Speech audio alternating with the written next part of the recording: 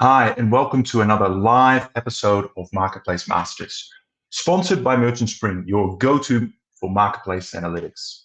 We dive deep into the world of e-commerce, addressing the challenges and opportunities that agencies face as they try to improve the performance for their clients.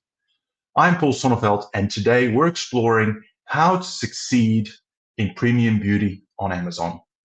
Today, I'm thrilled to introduce two esteemed guests from Invinci, Renee Parker and Maria Dane. Renee is the co-founder and director of strategy at Invinci, where she offers advisory and specialized execution services to premium consumer brands and investors on Amazon globally. Previously, she led Amazon's UK premium beauty business and has an impressive background in impact investing. Renee is also actively involved with the British Beauty Council Advisory Board and supports startups as a Huckletree ambassador, angel investor, and advisor. Now, Maria, on the other hand, serves as the partner and head of North America at Invinci. She's the founder and CEO of Amplified Solutions Group, a consultancy that aids companies in enhancing their digital market presence. With a rich experience spanning over 7 years at Amazon, Maria played pivotal roles in projects relating to packaging and innovation and design. She launched luxury beauty globally and headed the emerging brands program for the consumables category. Known for her strategic prowess, Maria is frequently sought after to devise strategies for expanding market presence and ensuring operational efficiencies. That was a long intro, but very well positioned, because we truly have at least two phenomenal beauty experts with us today. Renee and Maria, thank you so much for joining us today. It's great to have you. Thank you for having us. Thank you. I know one of you, Renee, it's late for you. You're based in the UK, and Maria, you're in Seattle, so it's sort of mid-afternoon for you. So thank you, Renee, for staying up late. I hope you have some caffeine going to keep you going throughout this podcast. So let's dive right into it. And actually, before we do that, I just want to remind our guests that this is a live event. So if you do have questions, we have a little bit of time at the end. So feel free to throw your questions in the LinkedIn or YouTube comment section, and we will try and get them before the end of the show. Right, so let's dive right in. Renee, let's start with you. Let's talk Amazon 1P versus 3P. What are the fundamental differences between those two platforms? And I think we've covered that in quite a lot of depth, but specifically from a beauty brand perspective. Sure. So if we take a step all the way back and we think about how Amazon wants to be the everything store, I mean, that lends itself to lots of categories in the consumer space and beyond. If we take a look at beauty, Amazon, I mean, here I am describing a category that Maria played a strong role in building and creating. But Amazon got 10 plus years ago, starting in the US, realized that they were coming up against some blockers and attracting what they would consider premium beauty brands and professional beauty brands to the platform. Um, and they want all of those categories on Amazon. In particular, premium and professional beauty are the ideal online products, small, small, light, and expensive. So those are the types of margins that Amazon was hoping to attract, but it took time. So Amazon tried to think about, okay, how could we mirror our business to more look like how the premium beauty world sits out there, or the beauty world in general, which is really divided into kind of some significant categories such as consumer, professional, and then premium, and in some cases, kind of active division, which would sit under professional. So Amazon went ahead, starting on the 1P side, and created a new category, which at its inception was actually called luxury beauty. Today, we call that premium beauty, and luxury beauty is something different. So they went out and they offered what we would call a gated environment. So they said, okay, what are the biggest blockers in our conversations with brands? It's kind of a topic around unauthorized sellers, not having a premium enough look and feel from a customer perspective. And what type of service are we going to provide these brands as Amazon, because they're not used to working with a partner like us. So they created premium fee. A brand in the US, if they meet the 1P kind of hurdle of becoming a premium beauty brand, so what does the rest of their distribution look like? What other retailers, especially in brick and mortar, do they play in? Are they in other premium retailers? What is their price point? And what's their overall positioning? If they came to Amazon and they provided enough selection and they met some legal requirements around selective distribution, Amazon, in some cases, would then welcome them or invite them into this 1P premium beauty program.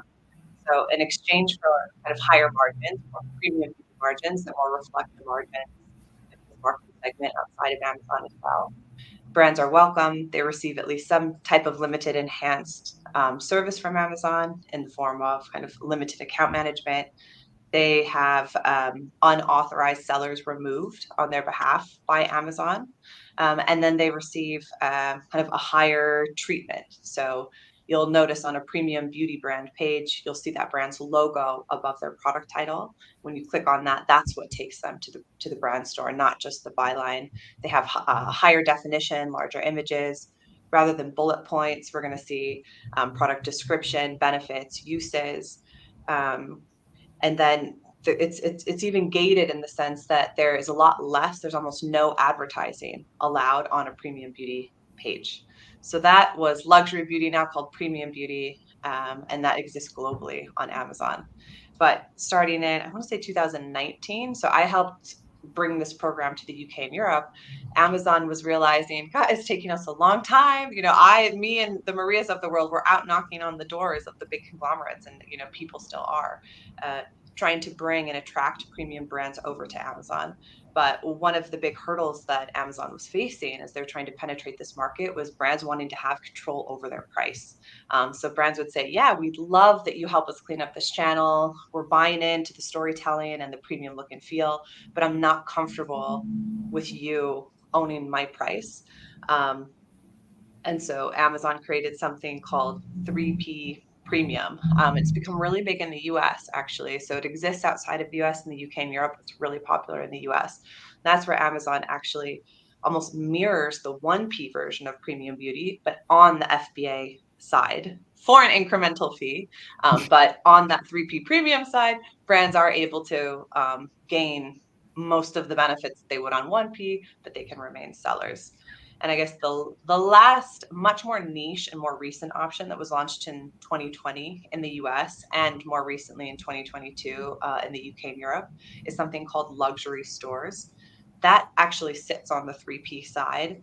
I think it was in a lot of ways Amazon's answer to Alibaba's luxury Tmall, which is also from a customer perspective, how can we create a more gated and even a more premium environment?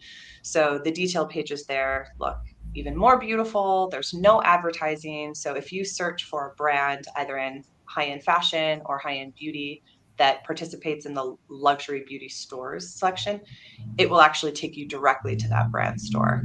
I have my doubts, honestly, about the longevity of that program, or really the use. I think it sits so far outside of the customer use case and the customer journey. But I think it could be a good option for brands who are really looking at Amazon from a defensive strategy and wanting to just neutralize kind of any threat that Amazon could propose, and really improve kind of their brand equity on the channel. But Premium Beauty 1P and Premium Beauty 3P are both very viable options, both commercially and from a brand protection perspective. That's great. That is a fantastic overview, Renee, and it's really interesting to hear how Amazon has really tried to build its proposition to really, I guess, convince those luxury beauty brands to come onto the platform and try to cater to both kind of the marketing aspect of those brands as well as the pricing and control thereof, as you mentioned before, through the 3P program. Just a clarification question from my side for you, Renee, which is, we're talking about luxury, we're talking about premium beauty, we're throwing sort of terms around. What's Amazon's definition of those terms? For those, there might be beauty brands watching and going, "Oh, am I considered to be a luxury or premium beauty, or am I in that? Can I get access to this exclusive kind of part of Amazon? And what's the definition there?" Sure. So from a premium beauty perspective, so not luxury stores, but the premium beauty perspective, it's interesting. I remember the tenants so I was at Amazon in the UK for 4 years, starting 6 years ago. And even some of the definitions that we had to, serve as a tenant of whether a brand qualifies for premium or not probably wouldn't hold today. Amazon used to look a lot at distribution, kind of understanding that, okay, we as Amazon are probably not going to be like the credibility marker out the gate. Is this brand premium or not? So we would really look to that brand's existing distribution. Are they in Harrods or Selfridges? Are they in Nordstrom? Where are they? That said, I would just say since then, distribution has become so, the pyramid has been disrupted and disjointed. So beyond, I think it's one factor that they look at. Beyond that, they're going to be looking at price point, and some of that feeds into the positioning of the brand, but it also speaks to the margins that category commands. So a brand needs to be able to, play with it within that scope. And I guess the last bit is where, who would that brand consider its competitors? What's the look and feel? So that's premium beauty. In terms of luxury stores, that is really, some of the skincare brands that play in luxury stores are Revive, Dr. Barbara Sturm. So these are definitely going to be brands that are super, super high end, sometimes independent, but wouldn't have to be. Amazon would love to be working with LVMH. LVMH would probably not love to be working with Amazon and is not. So I think it's a bid to go after the super, super high end on conglomerates, but they've had more success so far in really high end, from a price point and distribution perspective, indie brands. But it still remains quite niche. It actually started, so the brand that started luxury stores was actually a fashion brand. It was Oscar de la Renta. So it's talking super, super high end. Mm-hmm. Very interesting. Yeah, I was going to ask just sort of my last sort of high level question around, Amazon's always big on, building the catalog and giving people choice and assortment. Where do you feel they are on that journey to offer luxury beauty? You mentioned, obviously, they're not working, or premium beauty, they're not working with the likes of LVMH yet. Do you, sort of an outside-in point of view, do you see still big gaps in terms of their assortment when it comes to premium beauty? Do you feel like they're a little bit underweight in certain areas? Absolutely. I think they're not working with the Estee Lauder brands. Amazon's made strides into the Coty Luxe portfolio, some of the L'Oreal Luxe portfolio, but there's still major holdouts that if you think about from a market cap perspective, like not having Clinique or MAC, those are not gaps you can fill no matter how many great buzzy up and coming brands you sign.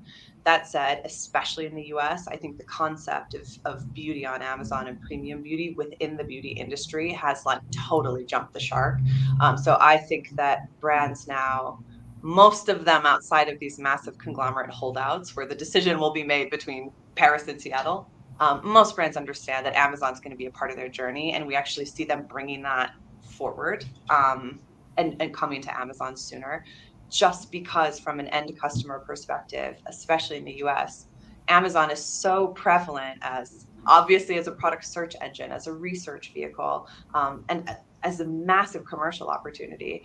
I think there's also rightly the fear that if you do not come and put your stake on your real estate on Amazon, absolutely someone else will. And then Maria and I are tasked with going and cleaning it up, which is so much harder than starting fresh. In the UK and Europe, we are not at that level of penetration. Amazon is ubiquitous here, but it's not as ubiquitous as it is in the US. So I think there's still more learning. But having worked through the pandemic, and brands that wouldn't take your phone call are then calling and afterwards. So yeah, we're definitely living in a different world than we were just 3 years ago, 5-6 years ago. Yeah, great. Well, let's dive into some of the more practical aspects of beauty. And I want to sort of turn to you, Maria. I think we all know about Amazon product listings and the basics there. But when it comes to premium beauty products, what are in your mind, what are the components that really make up like an effective and optimized listings? What are particularly for agencies that are active in this space? What's your counsel in terms of things to pay attention to and how to think about it? It's a great question. I think before answering that question, we kind of have to take a step back sometimes and ask ourselves, why are we doing this? What does the optimized product listing look like? But before you even get there, why would we optimize product listings to begin with? So essentially what we need to do when we work on optimization, specifically for luxury beauty brands or beauty brands in general, number one, you need to do this to drive discoverability. And there's certain components of the optimized product listings that do that for you. So the titles that have to be optimized, the product description that has to be optimized, the bullets that contain very specific information.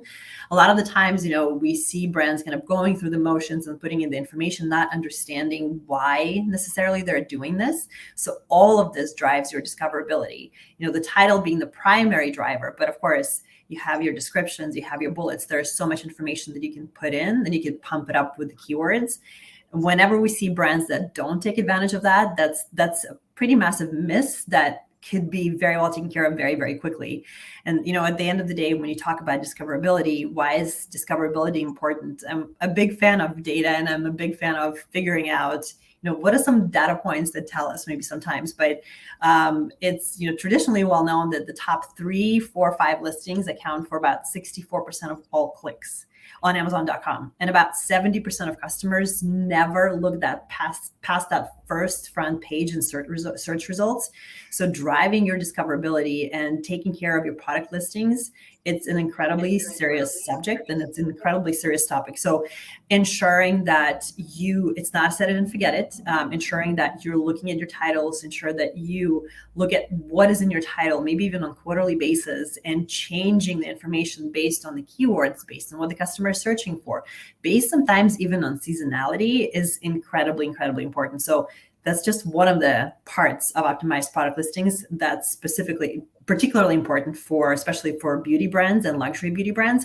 A few things to mention too, when we talk about the product listing itself, the product display pages, the rich product display pages, that the delicious photography that you see, the lifestyle images that put you exactly where you need to be as you're looking through them. We shop with our eyes. Sometimes we don't really read through some of the content. So the listing is discovered, it's in front of the customer, ensuring that your primary images are, they're to specs, they're best in class on Amazon, ensuring that you have your unique selling proposition that is baked into your images and not just your descriptors, because a lot of customers, again, you're scrolling through your phone, you're probably not going to be looking at every single bullet point, but you will shop with your eyes, and making sure that your features and benefits that are baked into your images showcase the brand that you are versus just putting in some information that can apply to a lot of different brands. That's incredibly important. So improving that conversion after you drive discoverability, all of that goes to optimized product listing. When we work with brands, we tend to plug ourselves into the marketing. We tend to plug ourselves into the department, the product development. Sometimes we talk to brand owners and we take the time to truly listen and kind of become an extension of the brand, because we want to learn what makes you a little bit more unique, because that's exactly how the consumer is looking at the information, and that's exactly how they're ingesting the information as well. So making sure that you understand the whys, the why, why do you optimize the listings? Why do you work on improving conversion?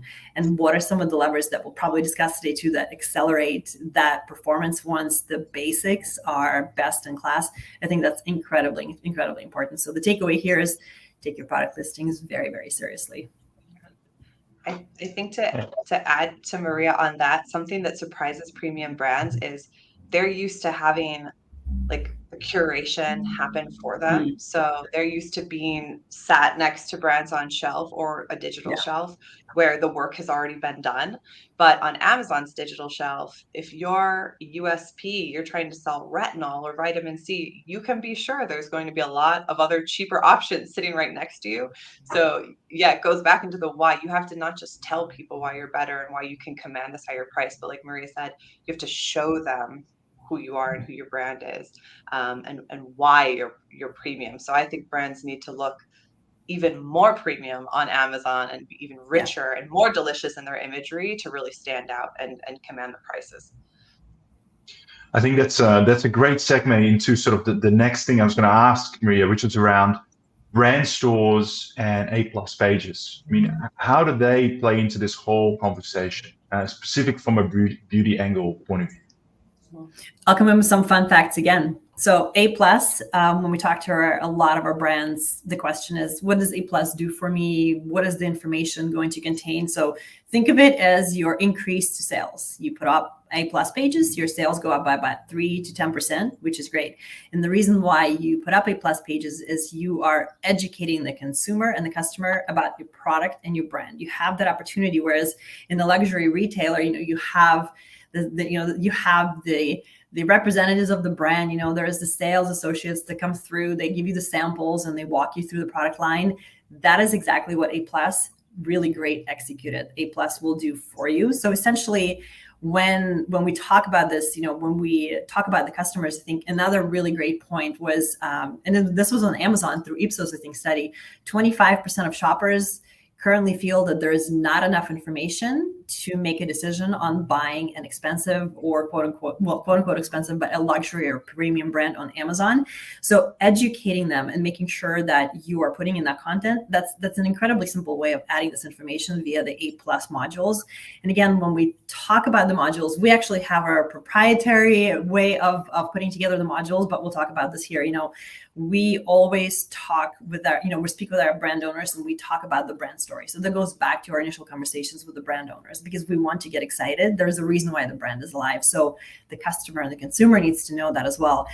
Make sure that your modules includes the brand story. Make sure that you double down on key product benefits, and please use lifestyle photos. Use lifestyle photos that put me exactly where you want me to be, that, literally into the middle of your brand or into the middle of the flower field, if this is where you want me to be, because that's what you're trying to portray. Make sure that you talk about the features, because that sets you apart from the rest of the competition. As Renee said, if you are charging premium for your product, this is exactly where you talk about why the price is a premium price. Make it educational. We often think that consumer knows exactly how to use certain products. You know what? They probably don't. Or if they think that they do, they're probably using it incorrectly. So making sure that you are very softly guiding them along the sort of like the steps of what to do and how to do without being too preachy or without being too sort of full of hot air, but making sure that you basically give them that information is incredibly important through A+ modules. And the last module on A+ too, what about cross-selling? What about the entire ranges of products that you have? Make sure that you showcase this information and make sure that basically the brand puts their foot forward when they talk about the product, and makes it easier for the consumer to make that decision and to jump on the product. And at the end of the day, with A+ and the brand store is your leverage. It's the legitimacy factor on Amazon. Sometimes you think that the consumer may know a lot about you, but maybe they don't. Maybe they want to know that this is the brand that's selling the merchandise, and it's not somebody coming in that's a reseller, or this is the product that's not sold. Is it authorized? Should it be sold on Amazon? So the brand store guarantees that they will see that, yes, this is a legitimate brand, and look at all of the, the variety of products are there. But it's also a storefront within Amazon that essentially allows you to not just to add legitimacy, but add a little bit of that branding and a little bit more of that personalized information. So it's incredibly, incredibly important too. Thanks, Maria. And I can imagine these conversations with beauty companies are probably kind of easier because they live in that world of sort of marketing and branding and doing all of that. But I want to talk about, I guess, maybe a more controversial aspect, which is around maybe advertising and promotions. Maybe, I'm sure advertising is less controversial, but certainly when it comes to promotions, deals, pricing, I mean, premium beauty brands are very sensitive to price perception, brand, all of that. Renee, maybe one for you. Like, how do you talk to your clients about this? And how should premium beauty brands think about both advertising and promotions, and pricing implicitly? Sure. I think it again comes back to starting a conversation with a brand and the decision makers at that brand, which is why are we doing this? Why are we doing Amazon? I think with premium beauty brands, more than other types of brands, you within kind of a spectrum of very offensive, acquisition focused reasons and strategy to be on Amazon versus a more defensive kind of like channel cleanup reason and everything in between. You'll see that beauty brands, unlike other categories, brands will really sit sometimes closer to the defensive side. If that's the case, we're still going to want to think about brand and market share protection, share of voice protection. So I think beauty brands definitely need to expect to invest on Amazon, but potentially that's a lower level from a percentage perspective of reinvestment. We're focusing more on maintaining share of voice on branded keywords. In that case, maybe they are participating only in tier 1 events, so Black Friday, Cyber Monday, and Prime Day. But as we move up to where most brands sit, which is kind of in the middle or more offensive or acquisition focused, then we're thinking about market share again, but taking market share from competitors, as well as protecting our own. Definitely participating in tier 1 events on Amazon on the marketing calendar, but then also layering in participation in tier 2 events as it makes sense for the brand for Mother's Day, Father's Day, Valentine's Day. I think it is important though sometimes with premium beauty brands to keep them a bit honest, because if we just look at the statistics, there's a lot of promotion that goes on in the category outside of Amazon, a lot more than I think sometimes the category wants to admit.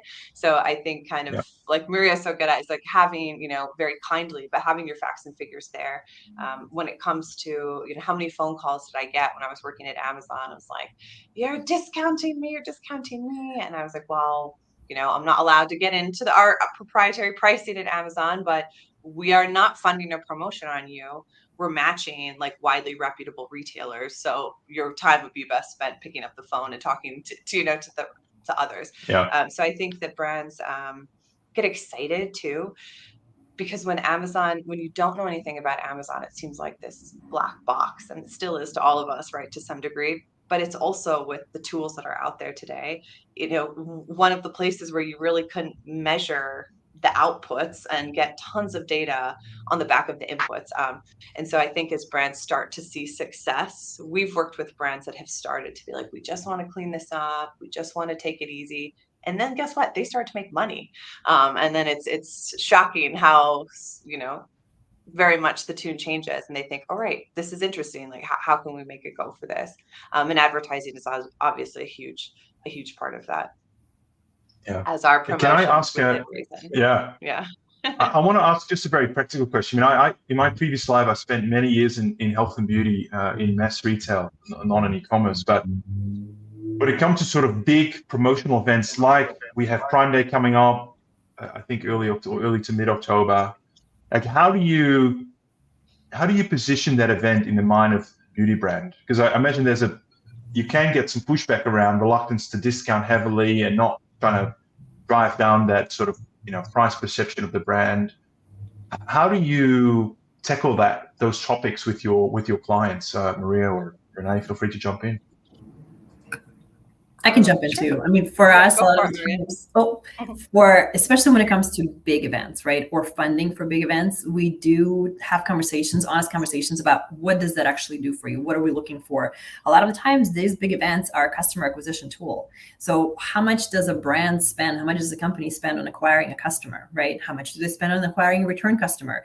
So ensuring that you have these conversations and ensuring that appropriate budgets are allocated, but also giving our brands, giving our clients information that they need to take to their finance departments, or to sort of talk a little bit more about the idea of, if we are going to, if we're going to double down on Prime Day, we're going to acquire a lot of customers that truly wouldn't come to our brand to begin with, but then we'll utilize different resources given to us by Amazon, by marketing toward those individuals that made a purchase, by maybe, making sure that they know that we have a subscribe and save feature for future purchases that they might have, or they might make post that initial Prime Day. So it's not just about making the big sales numbers, but why do you make the jump, and why have those big sales numbers, and what is behind it, and what is truly the goal of the brand at the time.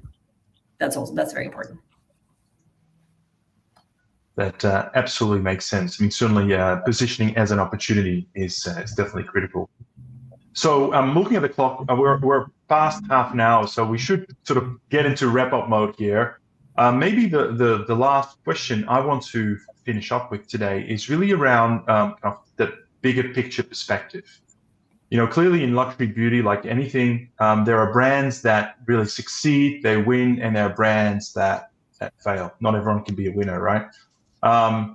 In your experience, I mean, you've been in the space operating both on the Amazon side and now on the outside for a long time. Are there specific attributes, strategies, actions that you see that the winning brands take? What sets them apart from those that maybe don't fare as well? Mm-hmm. From my perspective, I think I'm the first person, even when I was at Amazon to some degree, if you get a brand that feels too early, it feels like the stakeholders aren't fully bought into what Amazon is. I am a big proponent of waiting. I think that Amazon is not a game to take lightly. It is all in. We, as people living in the Amazon ecosystem, know how painful it is to operate with Amazon. It's not cheap. It's not easy. So I tell brands, it's either both feet in, or it's just wait. It doesn't work well when it's 1 foot in, 1 foot out. I think it's also brands just trying to remove emotion, preconception. I mean, there's a lot of fear. So trying to stay level-headed and make great business decisions, while really also taking actions that maintain the integrity of the brand. We've run up against founders who said, I don't want to do A+ content, or I don't like what you've done here because it's starting to look better than my own website, and that makes me uncomfortable. So sometimes it's almost excellence drives fear of cannibalization, or fear of like, where is this all headed? Is Amazon going to take it over? So I think it's kind of talking through that and getting stakeholders on side, and then just really understanding and setting the right expectations that it's going to take time, it's going to take money. From an ads perspective, and investment in content is not going to happen overnight. So I've seen the best success with brands who, coming from the brands themselves that are coming from, so I don't come from a retail background. I was a banker for a long time before I went to Amazon, so I don't know what premium beauty is supposed to look like. I don't know, but I think almost premium brands need to, in some ways, almost forget like how they think things should be or how they are elsewhere, and just take Amazon for face value. Say, all right, this is the game, this is what we're up against, this is the opportunity. Are we in? Okay, now let's really understand what the levers are, and let's give it our best shot, and let's go. So I think it's almost a kind of an understanding and a commitment level, and saying, let's do this. So brands that kind of go in and say, let's do this, and they've got to have a great product. I mean, at the end of the day, traffic drivers bring people to the page. Content does what it can, but the beauty, why investors love beauty, is because it's so sticky, right? It's high repeat purchase, refill, and that speaks to the product. So great brands will do well. And some of that comes from the brand itself. There's nothing we can do on that front. We just give brands the best chance on Amazon. Yeah. Thanks, Renee. Maria, any final words, things you'd add to that in terms of what makes brands, the winning brands, really stand out, what makes them successful? Yeah, I mean, absolutely. To echo Renee, the brands that do really well understand that Amazon is not a lifeline. It's a long-term strategy and it's a long-time strategy. So knowing and giving the resources to ensure that success is going to essentially happen. It's demand planning, it's finance who is involved. It's not it's not the lowest sales manager down on the totem pole that's handling the Amazon account. It's truly somebody who has a background in e-commerce and strategy, be it DTC or maybe Amazon strategy from another brand or another place. But it's making sure that, as Renee had said this, and as I've mentioned this already, it's definitely not a lifeline. It is a long-term strategy. Those brands that understand it, they double down and they dig in their heels, and that's when we go to work. Excellent. Well, thank you so much, Maria and Renee, for appearing on the show today. You've been very generous with your knowledge and expertise, and in some senses, I feel like we've only just covered some of the surface here. I think there's some really big. For example, I'd love to get into how do you maximize subscribe and save in this whole category and optimize for customer lifetime value. I think a very interesting topic, but maybe we should talk about doing a follow-up session in a couple of months' time. For those viewers that operate in the beauty space and are either looking to partner with you or looking to tap into your advice, what is the best way to get in touch? Probably on LinkedIn. So I'd probably message either one of us on LinkedIn. That would probably be the best place to do so. Again, we do have a history of kind of partnering with partner agencies who are maybe based in the US but don't have international operations, because while we're global now, we started out in the UK and Europe, so have a lot of expertise in that area. Excellent. Well, thank you, Maria and Renee. It was great to have you on the show today. Thanks very much. Thank you for having us. Thank you all for tuning in to today's enlightening episode on premium beauty on Amazon. If you're hungry for more, don't forget to visit our website for our video on-demand library and access a treasure trove of Amazon insights. Now, if you're aiming to streamline your analytics to gain sharper insights, you want to learn more about Merchant Spring, reach out to us and discover how we can help you transform your analytics journey. And lastly, I'm all ears for what you'd like to hear next. Do you have a topic in mind or a burning question? Share your ideas for future episodes with us. Until next time, keep thriving and keep innovating. Thanks so much for listening.